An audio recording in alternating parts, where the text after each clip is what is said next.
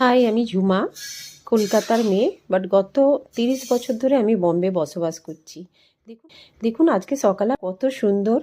একটা ছোট্ট অপারেশনের জন্য কিছুদিন ঘরে আছি, বাট আজ আর নিজেকে ধরে রাখতে পারলাম না এই মর্নিংয়ের হাওয়াটা নেওয়ার জন্য। চলুন একটু রেডি হয়ে বেরিয়ে পড়ি।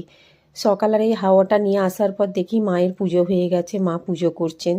তারপরে আমি চলে গেলাম কিচেনেতে, গিয়ে দেখি মা চা বসিয়ে দিয়েছেন। মায়ের দুটো চা হচ্ছে। আমি তো দুধের চা এখন খেতে পারি না বন্ধুরা। একটা ছোট অপারেশন হয়েছে, তো আমার জন্য কালো চা, মায়ের জন্য দুধের চা, আর একটু নাস্তা সামান্য নিয়ে এসেছেন। দেখুন, আবার নাস্তার জন্য ধোসা, আলুর তরকারি, আর একটু সামান্য ফল। মাই পারে এত মেয়ের যত্ন নিতে। আমার বোন এসেছিলেন তার বাচ্চাদের নিয়ে আমাদেরকে মিলতে, এবং সেও এসে খুশি হয়ে সবার জন্য চিকেন বানাতে চালু করে দিল।